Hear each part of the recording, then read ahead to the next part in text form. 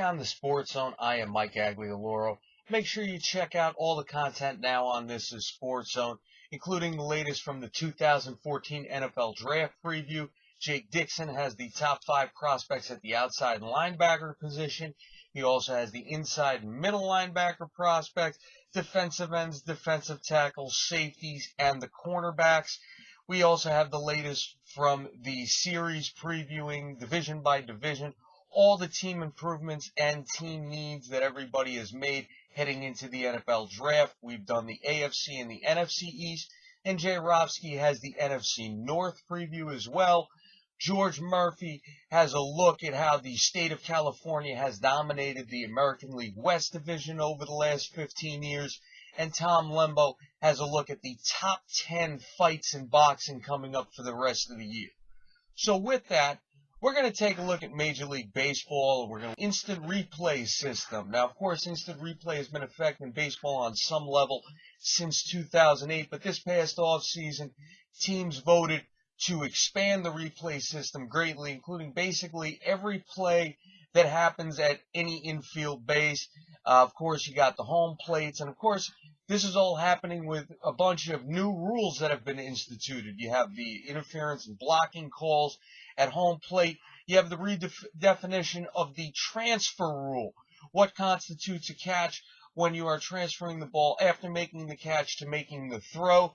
You have the redefinition of what is a catch, whether or not it is when the ball enters the webbing or whether or not it hits the back of the glove. Umpires are supposed to go by sound, and the loudest sound is, of course, when the ball enters the glove. We've seen a lot of problems as a result of all these things kind of coming together, but of course this past week, in light of all the managers getting frustrated with the replay rules, you had Ron Washington getting ejected as a result of replay overturning a call via the transfer rule, and you did have John Farrell Sunday night arguing with the umpire after replay overturned a double play in which the runner was out and he was called safe. Farrell was ejected. And in light of all this, Bud Selig and Tony La Russa came out earlier the week in full support of the replay system, urging everyone to just give it a little longer. And, you know, truthfully, I kind of have to agree with them.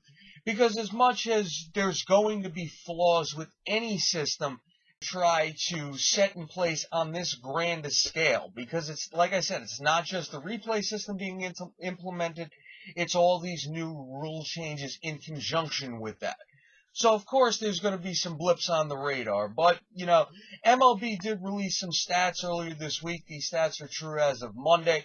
There have been 89 replay calls over the course of the first 2 weeks of the season. Of them, 33 were upheld through the replay, 30 were overturned, and 25 upheld simply due to lack of sufficient evidence to overturn. And just like in the NFL, Major League Baseball will stand by the original call unless there is irrefutable evidence. And that, of course, will wind up making some of those close plays that, you know, we, the viewer, can look at on TV and think that should be overturned. That'll make them stay in place simply because they won't be able to see it clearly at the time. And, of course, that in and of itself, does the replay booth in the New York Nerve Center that winds up replaying all of these calls, do they have all the angles that the viewer at home watching the game on Fox or ESPN has?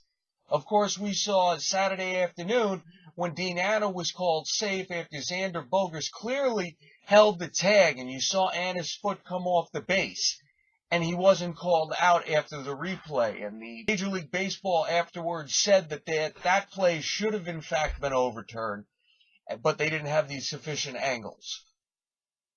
That situation should not happen. Major League Baseball, the Nerve Center in New York, needs to have every angle that you can see on Fox Sports or ESPN Sports. The viewer at home can't have more angles than what is supposed to be the control center in New York. That has to get it right every time. So we want to see improvement on that. And there also has to be a clearer definition of these rule changes. Through the first couple weeks of the season, you see a lot of confusion on the interpretation of these rules. whether it's the catcher interference blocking the plate, whether it's the transfer rule, no one seems to know what constitutes a catch anymore. All these things you'd like to think are going to improve as the season goes on. But blowing up at the umpires, as we've seen, is increasingly going to become a thing of the past as these replays become more perfected. Because in Major League Baseball's mind, that's part of what replay gets you, an elimination of the managers being able to argue any calls. And of course, we're seeing that being enforced on a much grander scale. But one way or another, I do think all this replay is going to wind up working out. But the problem is always going to be, anytime you have human error involved, human interpretation, it is never going to be a perfect system. Even with as many camera angles as you can have in instant replay, there has to be clear and irrefutable evidence to overturn a call, and you have to make sure of who is actually watching this, because one person's interpretation may not be the same as another person's interpretation. So as much as all these camera angles and the increase of instant replay is a good thing for the sport of baseball, remember, whenever you have human error, it's never going to be a perfect system, no matter how much you try. But it's doing well so far, and let's just hope it continues. So with that, once again, make sure you take a look at everything else going on This Is SportsZone, the 2014 NFL Draft Preview by Jake Dixon, and you got the series looking team by team in each division, their team improvements made through the offseason and what they need heading into the NFL Draft.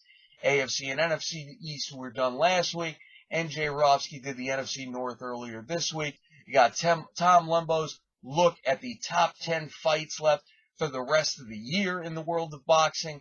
You got George Murphy's look at the state of California's dominance over the American League West Division. And you got other works from Tice looking at the UFC as well. Check us out on Facebook. Like us on Twitter at We Are SportsZone. Any questions and comments you may have. Once again, everybody, thanks for watching. For This Is SportsZone, I am Mike Aglialoro. We will see you next time, folks.